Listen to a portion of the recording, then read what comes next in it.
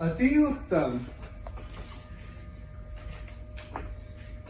क्या आप ही है वो पंचमुखी प्रेम के देवता?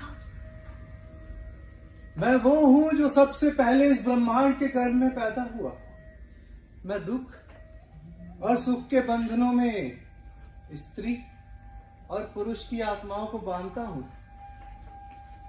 मृत्यु और जर्जरता इस संसार को अंत तक खोखला करने में लगी है और मैं निरंतर उनका पीछा करता रहता हूं। मैं शाश्वत तरुण हूं। मैं आपको नमन करती हूँ प्रभु। कौन हो तुम और तुम्हारी प्रतिज्ञा क्या है? मैं हूँ चित्रा, मणिपुर के राजस्वी घराने की बेटी। भगवान शिव की कृपा के वरदान से उन्होंने मेरे पूर्वजों को पुरुष आरोहण का अखंडित आश्वासन दिया, परंतु ईश्वरीय वरदान मेरी माता की कोख में जीवाणु सजीवता के लिए खंडित साबित हुआ। मेरा वर्ग अदम्य हुआ और मैं स्त्री की योनि में जन्मी गई। मैं जानता हूं, इसीलिए तुम्हारे पिता ने तुम्हारा पोषण एक पुत्र की भांति ही किया और तुम्हें सभी राजस्वी भावों से अवगत करवाया। उन्होंने तुम्हें अस्त्र और शस्त्र की शिक्षा के साथ राजपाट के गुण भी दिए। आपने सही पहचाना प्रभु। इसलिए तो मैं पुरुषों की वेशभूषा में हूँ और स्त्री की पृथकता से कई हद तक मुक्त भी। मुझे हृदय को लुभाने के नारी सुलभ तरीकों का कोई ज्ञान नहीं, पर कमान को झुकाने के लिए मेरे हाथ अत्यंत बलवान हैं। लेकिन प्रभु, मुझे कामदेव की धनुर्विद्या और नयनों के माया जाल का तो कोई ज्ञान ही नहीं। ये विद्या किसी पाठशाला में नहीं सीखी जाती। नयन स्वयं ही अपना कार्य करते हैं और कामदेव जानते हैं कौन सा बाण हृदय में लगेगा।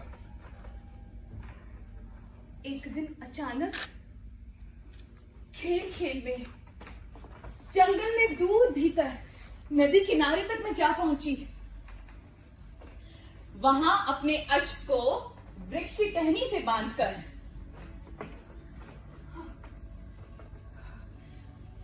मैं झुरमुट पेड़ों से निकलती हुई हिरणों के बच्चों का पीछा करती चली गई थी। अचानक अचानक मैंने एक पुरुष को पत्तों के ढेर पर पड़ा पाया। मैंने दम्भूर ढंग से उससे पूछा, हे विमूढ़ अजनबी, कौन हो तुम और इस प्रकार मेरी राह रोके यूं औंधे मुंह क्यों पड़े हो? शायद तुम जानते नहीं तुम किसकी राह रोके अटल गिरे हो। मेरे सम्मुख होने का साहस जुटाओ और फिर देखूं कितनी वीरता के साथ तुम अड़े रह पाते हो।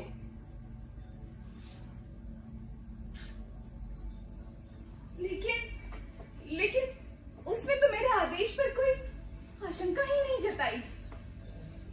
तभी मैंने अपनी तलवार की नोक से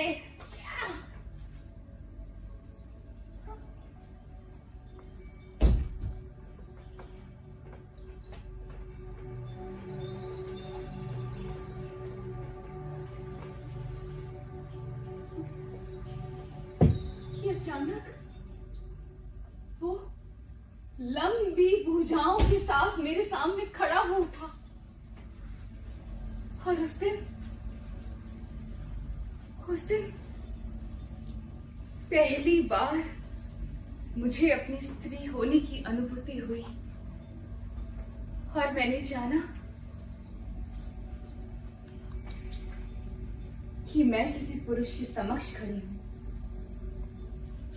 इसी शुभ घड़ी में अक्सर मैं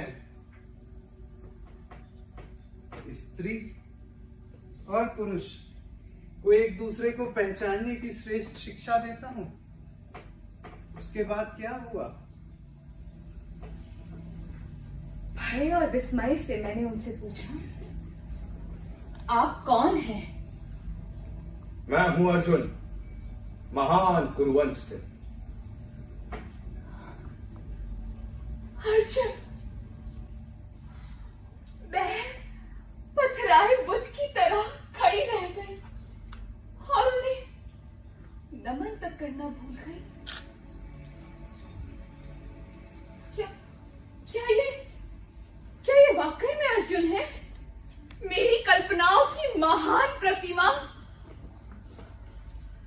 मैंने लोगों से सुना था कि अर्जुन ने 12 लंबे वर्ष के ब्रह्मचर्य का प्रण किया है। मैं इसी सब सोच के भंवर में थी कि अचानक मैंने उनको पेड़ों से गायब होता देखा।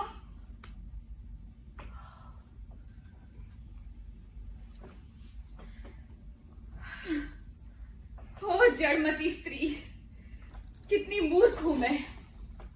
ना ही मैं उनका अभिनंदन कर पाई और ना ही मैंने उनसे क्षमा मांगी और वो तिरस्कार पूर्वक निकल गए। अगले ही दिन मैंने अपनी मर्दाना पोशाक निकाल फेंकी और हाथों में कंगन, पायल, कमर श्रृंखला बांधे, रेशमी परिधान ओढ़े मैं अनभ्यस्त उन पोशाक में शर्म सी सिकुड़ गई।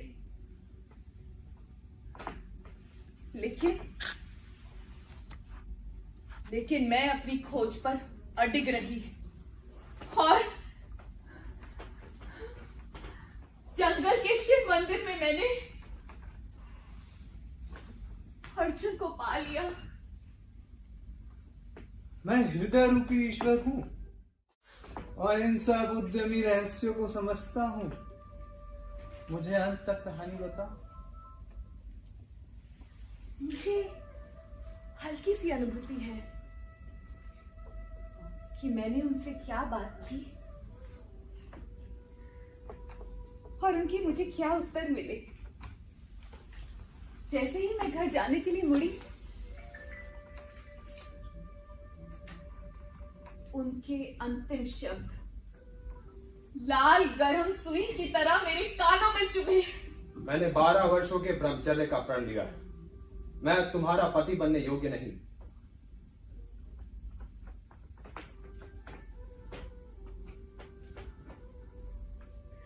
ये पुरुष और उनके व्रत ये तो आप भी जानते हैं प्रभुवर, कितने ही महान ऋषियों ने अपने अपने घोर तप के गुणों को क्यों स्त्री के चरणों में आत्मसमर्पण कर दिए।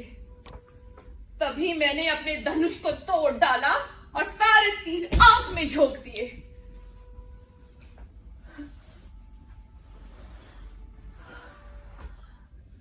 हे प्रभु, तुमने व्यर्थ ही मेरे गर्भ की पुरुषोचित शक्ति को धूल में मिला दिया।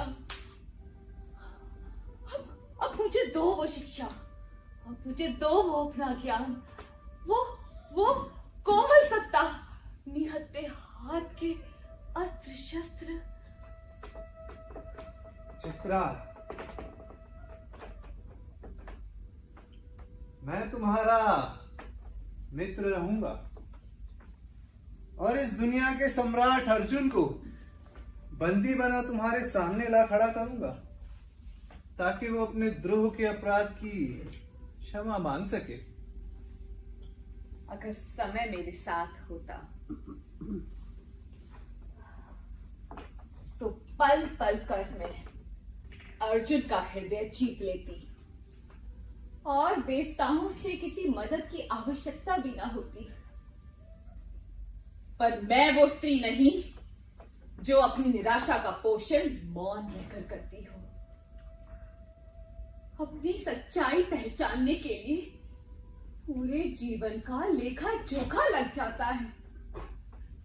इसलिए मैं आपके द्वार पर आई हूं मेरे प्रभु, कृपा कर मुझ पर हुई इस अनीति को दूर करें। सिर्फ एक दिन के लिए मुझे नारी यौवन से परिपूर्ण करें, ताकि मैं अपने बाकी बचे दिनों को आनंदमय जी सकूं। तुम्हारी प्रार्थना स्वीकारी जाएगी, परंतु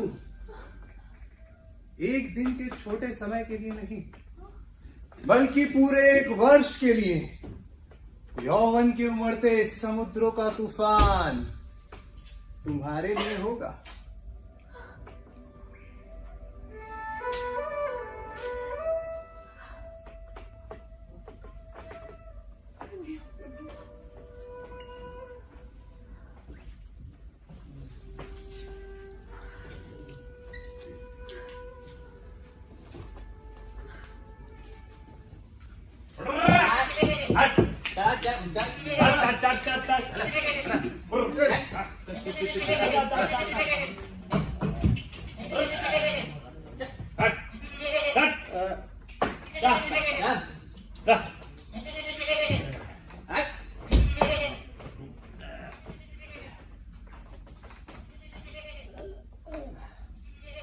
क्या आने वाला समय हमारे लिए निराशाजनक होगा या फिर कोई बदलाव आने वाला है? हमारी रक्षक रानी राजकुमारी चित्रा, जिनके बदलते हुए तेवर से हमें यह प्रतीत होता है कि उनके मन में कोई शंका घर कर गई, जिसका शायद वो समाधान ढूंढ रही हैं। ये अंदेशा अब क्या परिवर्तन लाने वाला है, ये सोचकर हम सभी गांव वाले उदासीन हैं। न जाने क्या होने वाला है।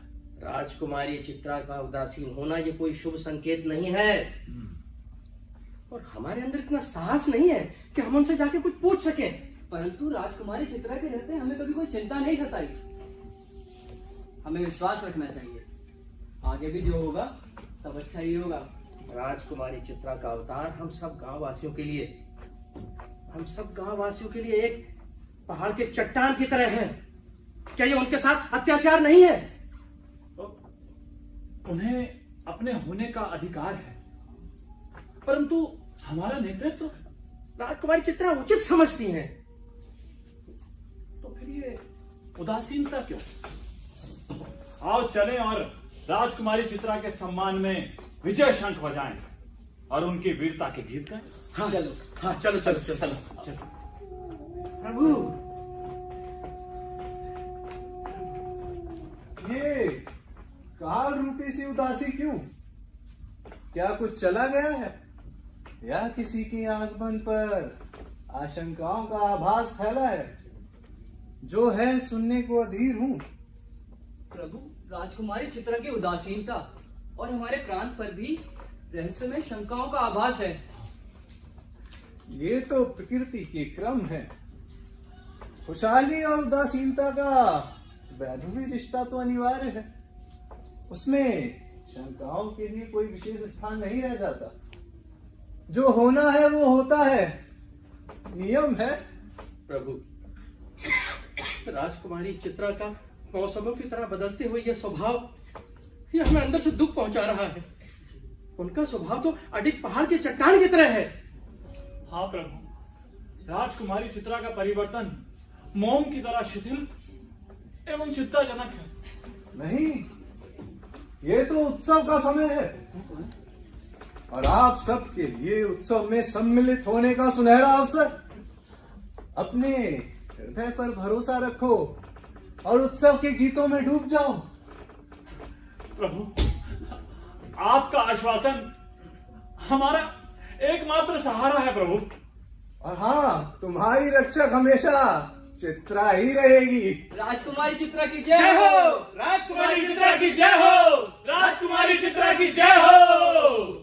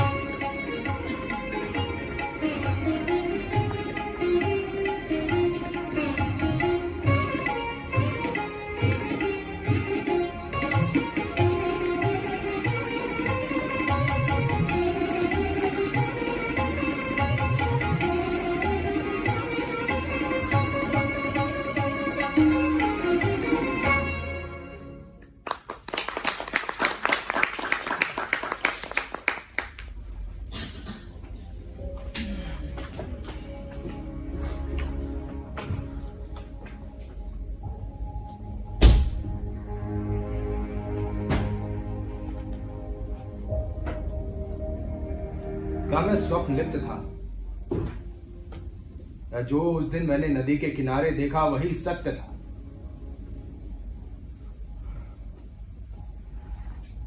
पतझड़ के ठेले पर बैठा जब मैं बीते समय में विलीन था, तभी पत्तियों के झुरमुट से एक मोहक छाया के उजागर होने का आभास हुआ, जो एक संपूर्ण नारी का रूप लिए सामने के संगमरमरी पत्थर पर उत्तीर्ण हुआ। ये मेरे लिए एक संपूर्णता की झलक थी, जो केवल एक क्षण के लिए प्रकट हुई और फिर ओझल हो गई जाने का। और फिर से कहां पा सकूंगा मैं उसे?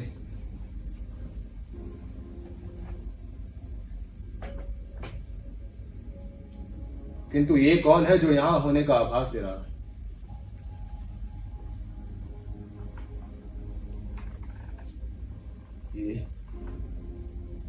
ये तो वही है।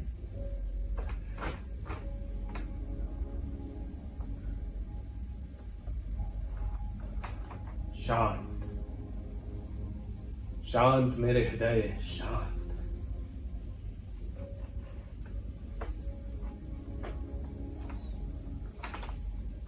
देवी, घबराओ मत देवी, मैं एक क्षत्रिय हूं। मैं सम्मानित हुई। आप मेरे अतिथि हैं। मैं वहां उस मंदिर में रहती हूँ, लेकिन मुझे समझ नहीं आ रहा मैं किस तरह आपकी आवभगत करूं। तुम्हारे दर्शन मात्र ही मेरे लिए सबसे आदरणीय सत्कार है। यदि बुरा ना मानो तो एक प्रश्न कर सकता हूं तुमसे? आपको पूरी अनुमति है। ऐसा कौन सा कठोर प्रण है जिसने तुम्हें इस वीरान मंदिर में बांध रखा है और समस्त मानव जाति को तुम्हारे सौंदर्य से वंचित? मैं अपने हृदय में एक इच्छा रखी हूं, और उसकी पूर्ति के लिए मैं प्रतिदिन भगवान शिव की अर्चना करती हूँ। जो स्वयं सारे संसार की इच्छा है, वो अपने लिए क्या इच्छा रख सकती? पृथ्वी के उस प्रारंभ से जहां सूर्य की पहली किरण धधकती हुई सबसे ऊंचाई पर वार करती थी, और उस अंत तक जहां संध्या की लौ टिमटिमाती हुई बुझती, मैंने सारे भूभाग की यात्रा की। इस संसार में जो भी कोमल, सुंदर और महान, मैंने सब जाना। किंतु मैं तुमसे जानना चाहता हूं कि वो कौन और क्या है जिसकी तुम्हें इच्छा? जिसकी मुझे इच्छा है उसको तो सभी जानते हैं। अवश्य। कौन है वो देवताओं का चहीता? सभी राजवंशों से भी ऊपर, सभी शूरवीरों से भी ऊपर है वो।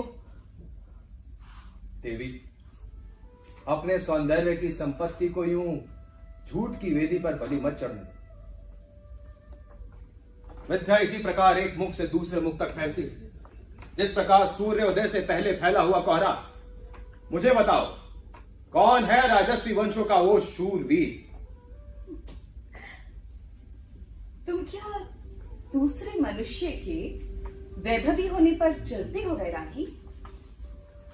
क्या तुम नहीं जानते कि इस दुनिया में एक कुरुवंशी महान वंश है? कुरुओं का वंश? हाँ। क्या तुमने कभी उस महान वंश के योद्धाओं का वर्णन नहीं सुना? तुम्हारे अपने मुख से मैं ये सब सुनना चाहता हूं। दुनिया का विजेता अर्जुन। अर्जुन। मैंने सामूहिक जनसाधारण के मुख से चुन चुनकर ये अविनाशी नाम अपने हृदय में उतार लिया। लेकिन तुम क्यों परेशान दिख रहे हो वैरागी? क्या ये नाम सिर्फ एक मिथ्या है? कहो अगर ये एक मिथ्या है तो मैं अभी इस नाम को अपने हृदय से बाहर निकाल फेंकूं। देवी, ये नाम, उसका शौर्य, उसकी मर्यादा, जैसा भी सत्य या असत्य, किंतु कृपा करके उसे अपने हृदय से मत निकालना, क्योंकि वो साक्षात तुम्हारे चरणों में नमन करता है। तुम अर्जुन? हाँ, मैं तुम्हारे द्वार पर। तो फिर ये सत्य नहीं हो सकता कि अर्जुन ने 12 लंबे वर्ष के ब्रह्मचर्य का प्रण किया। तोड़ दिया इसी क्षण, जिस प्रकार चांद तोड़े रात्रि की अडिग गहनता को। ऐसा क्या देखा तुमने मुझे कि तुम्हें तुम्हारे प्रण को झुठला दे? इन गहरी काली आंखों में, इन श्वेत दूधिया भुजाओं में किस चाहत की खोज में हो तुम? कि तुम अपनी सत्य निष्ठा के स्थान पर मुझे देना चाहते हो? जाओ अर्जुन, मैं जान चुकी हूं तुम्हारी झूठी शूरता को। हाँ, मुझे आभास हो रहा है अहंकारी शौर्य की झूठी कौशलता का। किंतु ये सब मुझे एक स्वप्न के समान लग रहा है। और तुम पूर्ण संपूर्ण हो।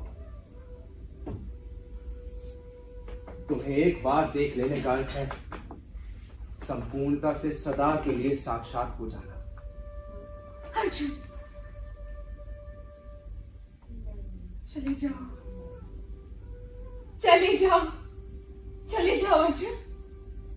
ये सब एक झूठ है, ये सब एक मिथ्या है, देवताओं का धोखा है ये। अपने महान हृदय को यूं झूठ की बलि में चढ़ने दो। चले जाओ अर्जुन, चले जाओ, जाओ जाओ अर्जुन, जाओ।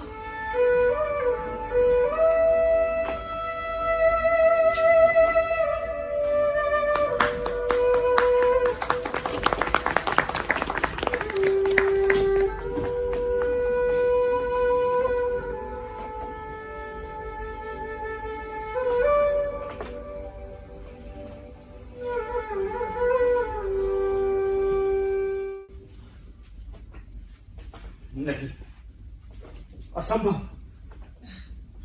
असंभव। टूटते हुए हृदय की पीड़ा,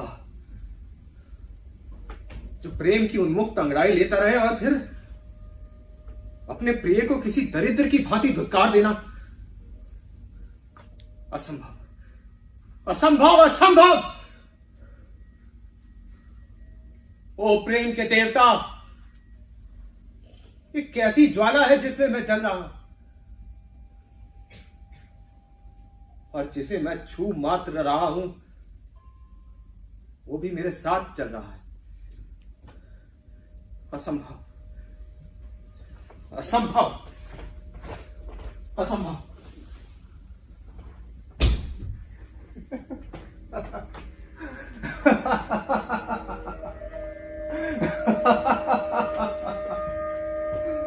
चित्रा, आप?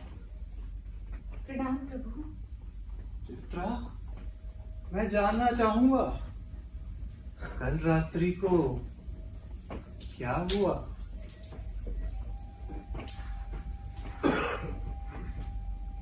संध्या को मैं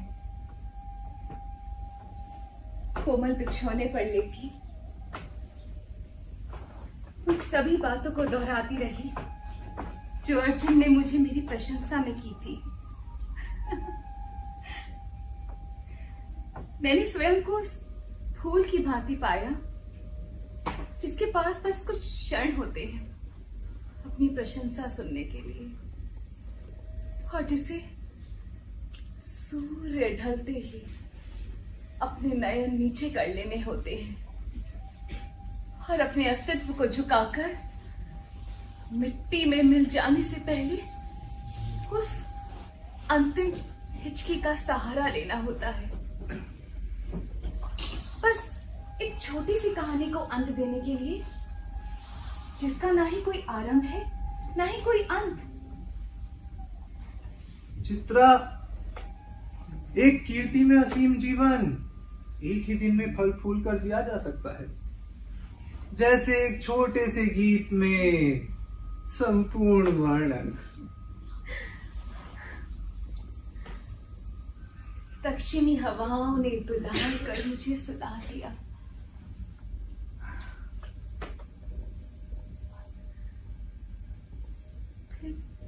फिर अचानक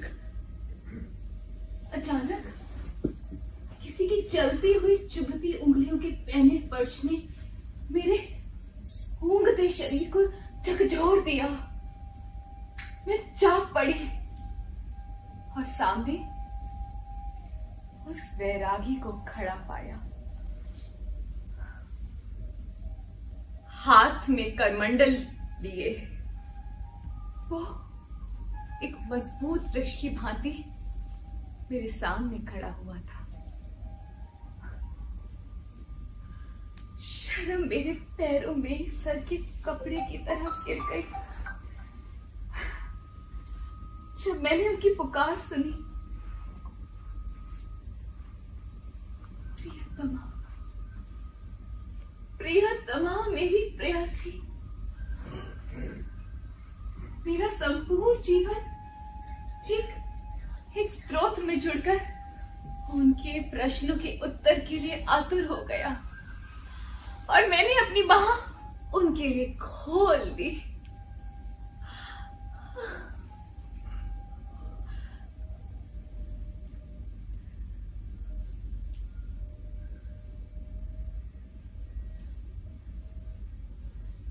सुबह की पहली किरण और पक्षी की पहली कलरव पर मैं जाग पड़ी।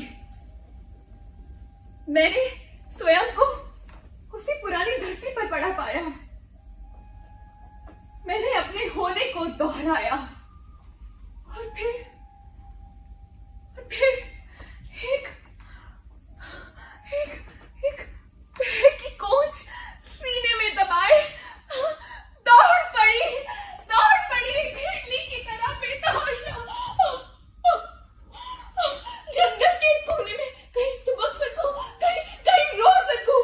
मैं बहुत तेज रोई। मैं फूट कर रोई।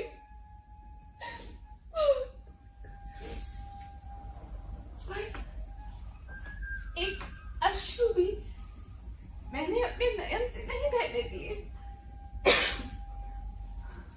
मैंने तो ईश्वरीय भंडार से स्वर्गीय अमृत चुराकर उसमें पार्थिव रात्रि का मिश्रण मिला तुम्हारे हाथ में दिया, लेकिन फिर भी ये विलाप की वेदना क्यों?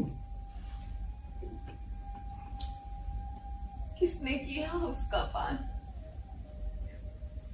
जीवन की असामान्य चाहत, प्यार की पहली पोंगार मुझ पर बरसाकर मुझसे खींच ली जाएगी। ये उधारमयी सुंदरता भी मुझसे छीन ली जाएगी। बस एक पल भर याद पीछे छोड़कर। ओह, कितनी अभागी थी वो एक पल की रात, जो अपने आशियाने में सुख तो ले आई, परंतु उन्हें अपने गंतव्य तक ना पहुंचा पाए। स्वर्ग मुझे अपने इतने समीप लगा कि एक पल को तो मैं स्वयं को ही भूल बैठी। दूसरे ही पल जैसी मैं जागी, मुझे अपनी देह, ये देह स्वयं की शत्रु दिखाई दी।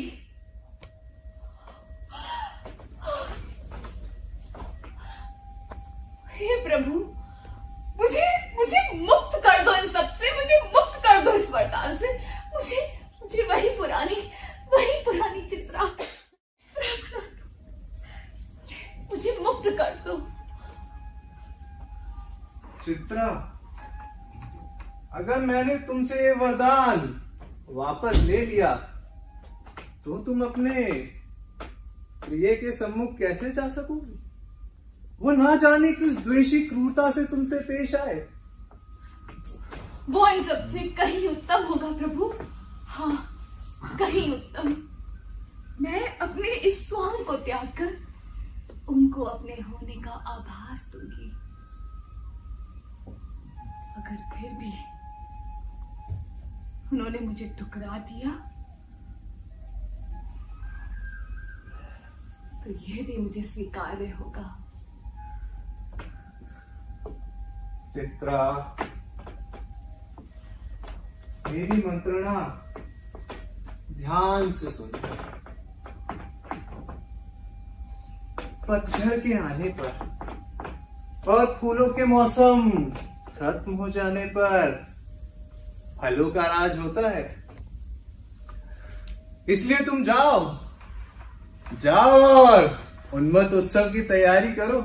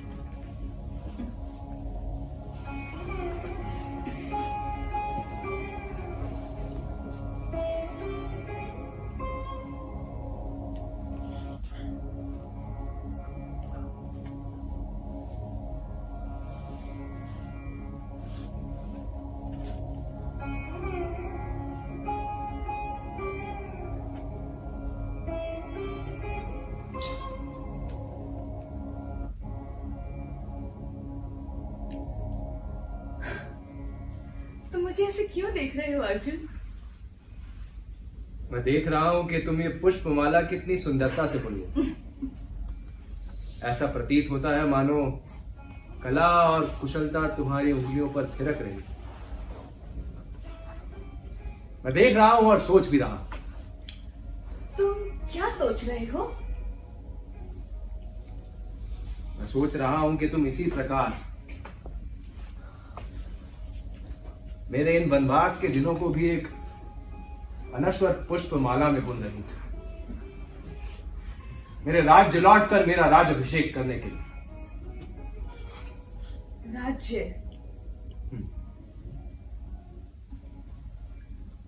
ये राज्य के लिए नहीं है। क्या? हाँ। राज्य के लिए नहीं? नहीं, और ऐसा कहना भी मत आगे से।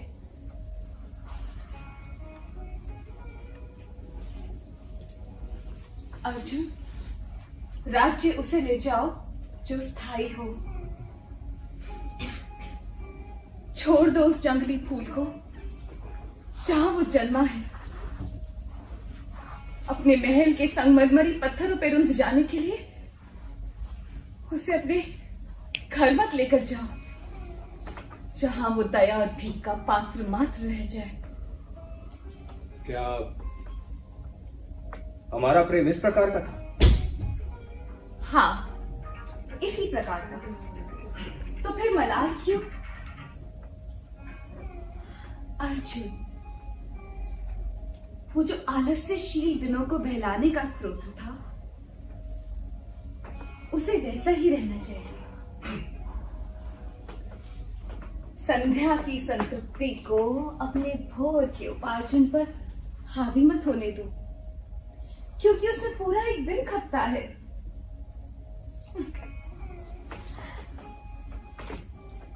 अर्जुन,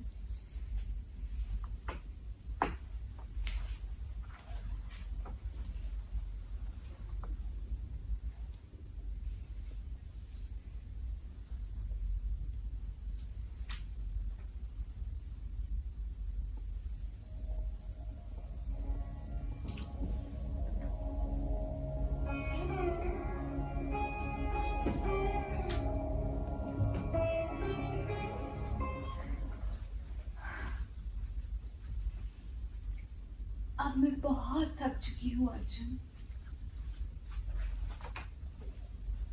बहुत थक चुकी हूँ। आओ ना, मेरे पास बैठो। अर्जुन, मुझे बाहों में ले लो। अर्जुन, सुनो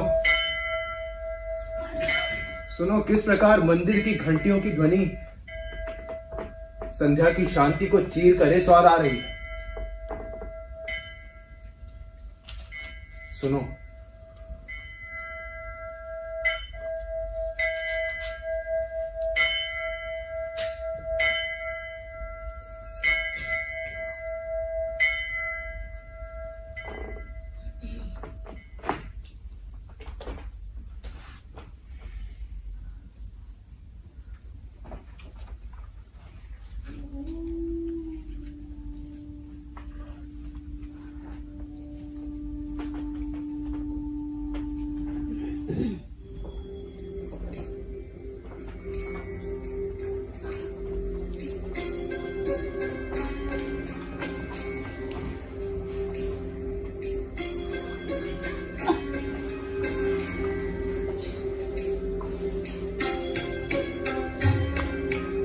देवी,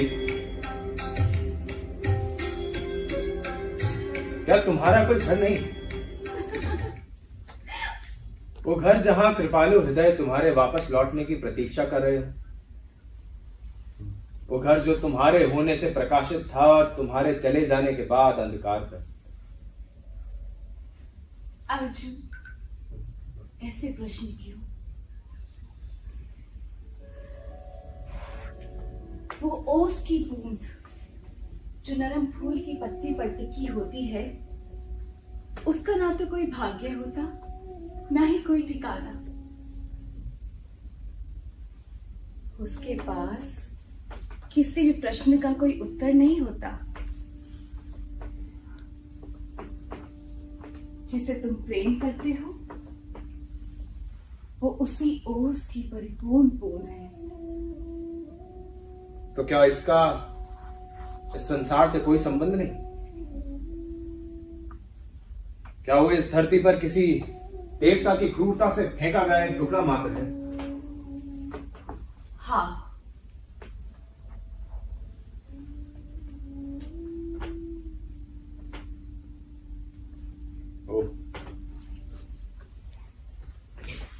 इसीलिए मुझे सदैव लगता था कि मैं तुम्हें खो दूंगा।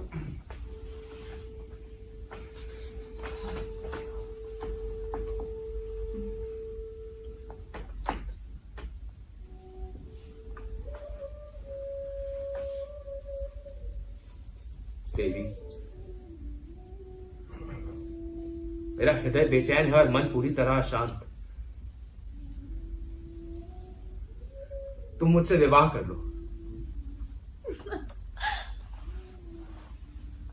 अर्जुन, देवी, प्रेम हवाई बातों से समाप्त हो जाएगा ऐसी अपेक्षा मत रखो। अभी पूरे वर्ष का समय समाप्त नहीं हुआ।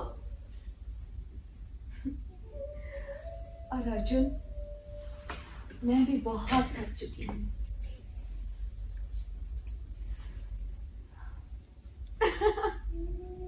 अच्छा, तो अब मैं समझी क्या? कि फूलों की आयु इतनी कम क्यों होती है। क्यों?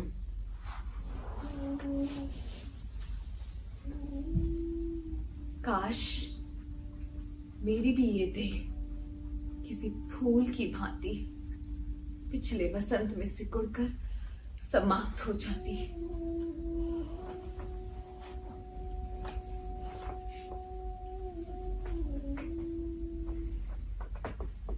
तो मुझे भी सम्मान की मृत्यु प्राप्त होती।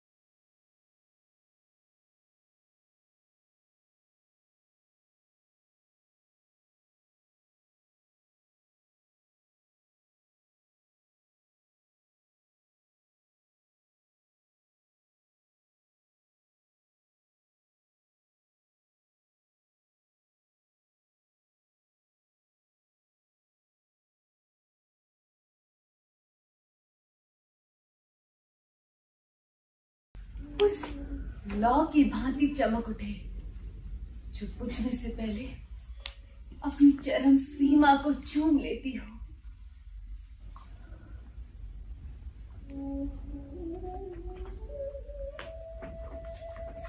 चित्रा, तुम्हारी ये प्रार्थना स्वीकारी जाएगी।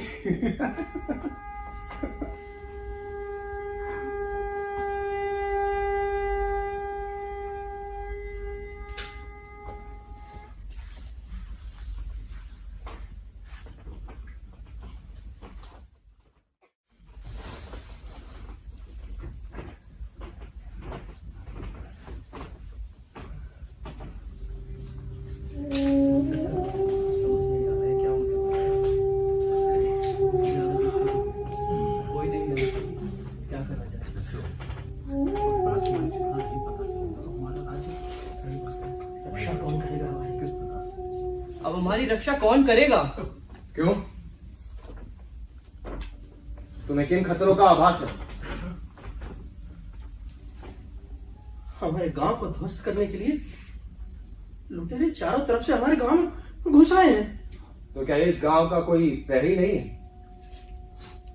राजकुमारी चित्रा, कुकर्मियों के लिए वो मृत्यु के समान थी।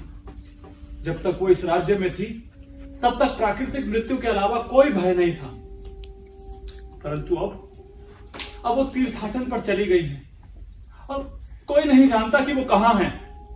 तो क्या इस गांव की प्रहरी एक स्त्री है? हाँ, वही हमारी माता है और वही हमारे पिता। वही तुम्हारी माता और पिता भी? हाँ। उसके वीरता की गाथा सुनना चाहता हूं मैं। सिंह सा मस्तिष्क है उनका, चीते सी दहाड़ है उनकी, हृदय कोमल, नैन मृग समान है, चाल में सुडोलपन और भुजाओं में पहाड़ सी ताकत। उन्होंने हमारे गांव को दिया है स्वर्ग का आनंद। वही रक्षक है हमारी। उनके सम्मान में गीत गाते हैं हम, उनकी अनुपस्थिति में रोते हैं हम। वही हमारी माता है, वही हमारी पिता। उनके ना होने से उदासी से छा गई है। शोक सा माहौल है पूरे गांव में। ऐसा लगता है जैसे हमारे सपनों को छीन लिया गया हो। चारों ओर अंधियारा छा गया है। ओ अमेग अजनबी, अगर तुम्हें है पता उस वीरांगना का तो सुझाव हमें वो राह, ताकि हम ढूंढ सके अपनी प्रिय राजकुमारी को और पा सके हम शांति। वो तुम्हारी प्रहरी है और रक्षक भी। हाँ।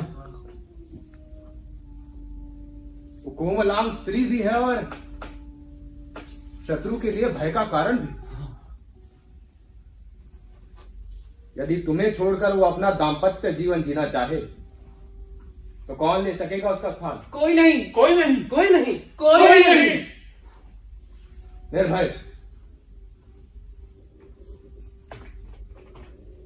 आश्वस्त जाओ अपने घरों की ओर और हर्ष के दीपक जलाओ, क्योंकि तुम्हारा ये गांव सुरक्षित रहेगा और चित्रा सदैव तुम्हारी। तुम धन्य हो, धन्य हो, तुम धन्य हो, तुम धन्य हो।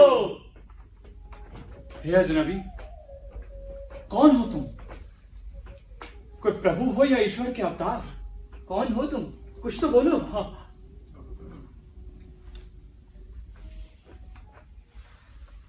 मैं हूं गांडीवधारी धनुर्धर पांडुपुत्र अर्जुन, अर्जुन, महान कुरुवंश से।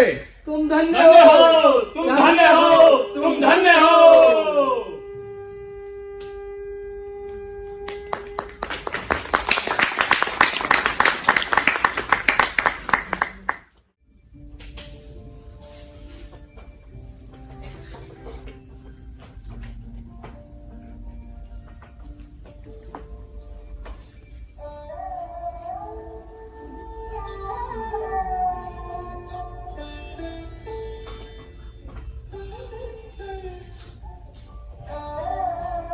अर्जुन, तुम बैठे बैठे क्या कर रहे हो?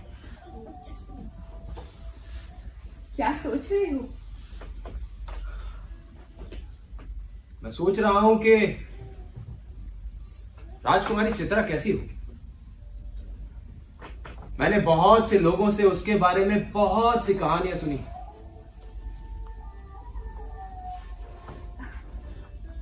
लेकिन वो सुंदर नहीं है। उसकी आंखें भी मुझ जैसी सुंदर नहीं, बल्कि मृत्यु जैसी काली है। वो किसी भी निशाने को भेद सकती है, पर तुम्हारे हृदय को नहीं। मैंने सुना है कि वो सौंदर्य में स्त्री और शौर्य में एक पुरुष है।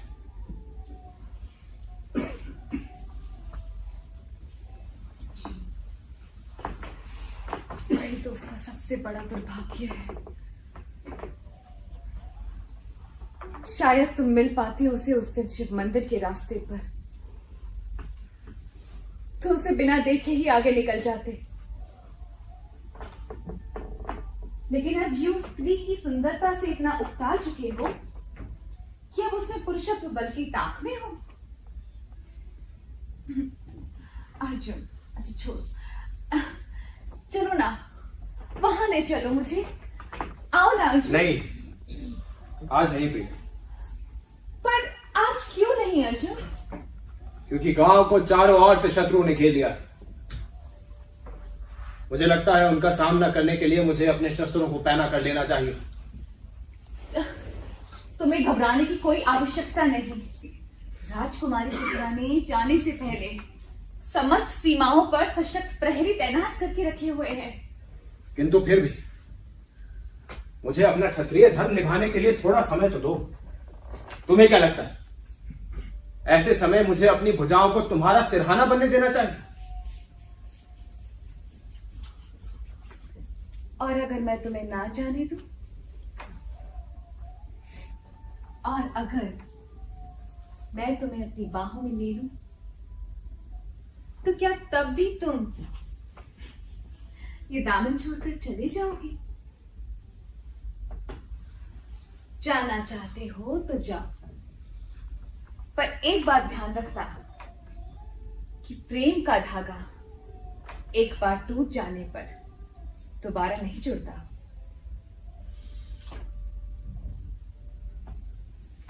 अर्जुन, अर्जुन, 2 क्षण के लिए ठहर जाओ। कौन से विचार तुम्हें परेशान कर रहे हैं? कौन तुम्हारे मस्तिष्क पर हावी है? अर्जुन, कौन? चित्रा? हाँ, वो चित्रा ही। किंतु ऐसा कौन सा कठोर प्रण है जिसकी पूर्ति के लिए वो तीर्थ यात्रा पर चली गई? उसे किसका अभाव है? उसकी अपनी आवश्यकताएं हैं।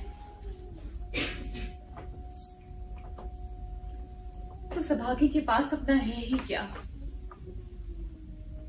उसके अपने गुण भी बंदी गृह की दीवारों की तरह है, जिसमें उसने अपने नारी मन को बंदी बनाकर रखा हुआ है। वो अधूरी है, अतृप्त है, असंतुष्ट है। उसके नारित्व प्रेम को चीथड़ों में लिपटे रहना पड़ता है।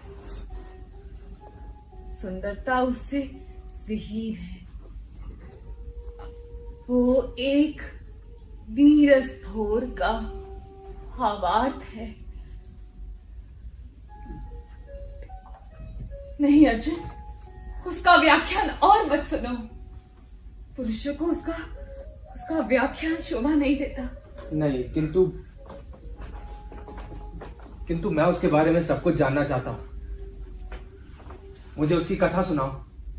और जानने के लिए रह ही क्या गया है अर्जुन? क्या रह गया है? कुछ भी नहीं।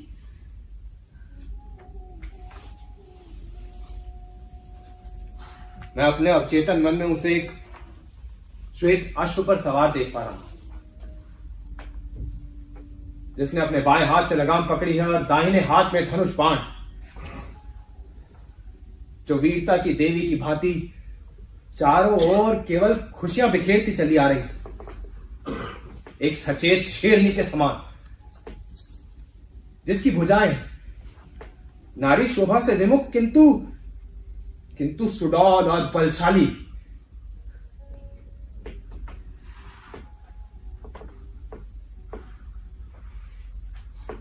देवी,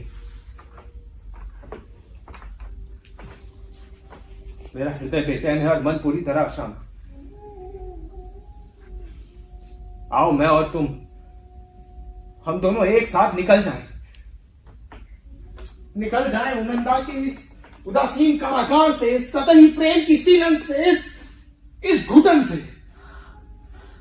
अर्जुन, अर्जुन, मुझे अभी अभी बताओ कि क्या अगर मैं अपनी ये विलासमयी कोमलता को एक उधार मांगी हुई सुंदरता, इसको एक पोशाक को मैं उधेड़ कर फेंक दूं, तो क्या तभी तो मुझे अपना पाओगे? क्या मैं एक मजबूत तने हुए वृक्ष की तरह खड़ी हो जाऊं, फिर भी मैं पुरुषों के मन को क्या लुभा पाऊंगी? नहीं, नहीं अर्जुन, नहीं, तुम ये सब नहीं सह पाओगे, नहीं सह पाओगे। इसलिए मेरे लिए यह उचित होगा कि मैं अपने आप को एक भगौड़े युवक की भेष में ही रखूं और धैर्यपूर्वक तुम्हारी प्रतीक्षा करूं। लेकिन बस इतना चाहूंगी, अपने जीवन के किसी कोने में मुझे आश्रय दे देना।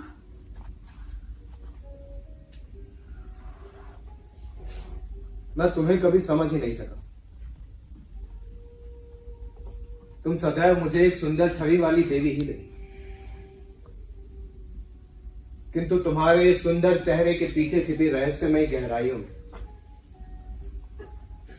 तुम्हारे शब्दों के मायाजाल में मुझे मुझे झलक दिखाई पड़ती है उस स्त्री की जो इस शरीर के चोले को उतार फेंकना चाहती। मिथ्या ही प्रेम की पहली झलक होती है जब वो अपने प्रेमी की ओर एक मिथ्या का चोला पहन के वो आगे बढ़ती। किंतु फिर एक समय आता है जब वो अपने व्यर्थ के आभूषणों को उतार फेंकती है और अपने आप को लज्जा की नग्न सच्चाई का आवरण बनाकर ओढ़ लेती है। मैं तुम्हारे भीतर उसी सर्वश्रेष्ठ सहजता की खोज में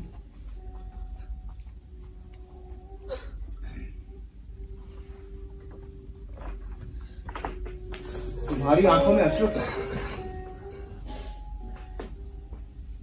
तुमने अपना चेहरा क्यों छिपा लिया? तुम्हें बुरा लगा? यदि तुम्हें बुरा लगा तो भूल जाओ मैंने जो कुछ कहा। मैं जो है उसी में संतोष कर लूंगा।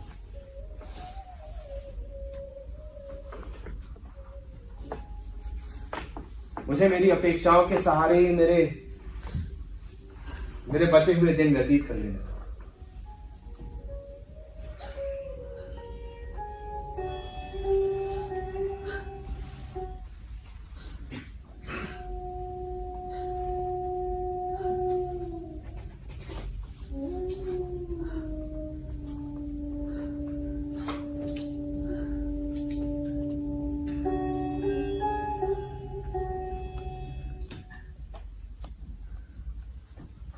मैं ही चित्रा हूं, मणिपुर के राजस्वी घराने की बेटी। शायद तुम्हें ध्यान होगा वो दिन जब एक स्त्री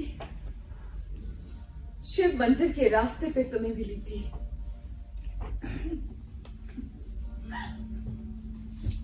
अनगिनत आभूषणों से लदी हुई वो निर्लज तुम्हें रिझाने का प्रयास कर रही थी, युवक की भांति। लेकिन तुमने भी उसको दुत्कार दिया। ठीक ही किया। वो स्त्री मैं ही थी, वो मेरा ही स्वांग था। और फिर मैंने देवताओं से पाया पूरे वर्ष के लिए सुंदर सा रूप। और जीत पाई मैं अपने प्रिय हृदय।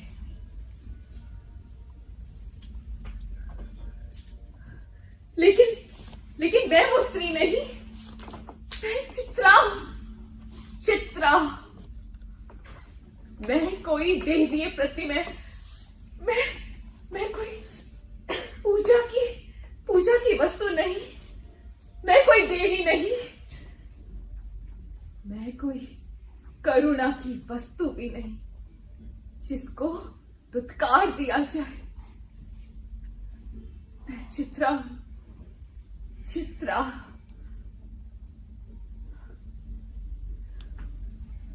अगर तुम मुझे अपने सभी संकटों का सहभागी बना सको, अपने सभी वीर कार्यों का सहयोगी बना सको, तब तुम जान पाओगे मेरा अंतरंग रहस्य। जब तुम्हारा शिशु जो मेरी कोख में पोषित हो रहा है। शिशु? हाँ, जब ये जन्मेगा तो मैं इसे दूसरा अर्जुन बनने की शिक्षा दूंगी। हर समय आने पर इसे तुम्हारे समीप भेजूंगी और तब तुम जान पाओगे मेरा असली सत्य। तब तक के लिए मैं तुम्हें सिर्फ एक राजकुमारी भेंट कर सकती हूँ। चित्रा भेंट कर सकती हूँ। चित्रा। तुम धन्य हो, तुम धन्य हो। मेरा जीवन धन्य हुआ।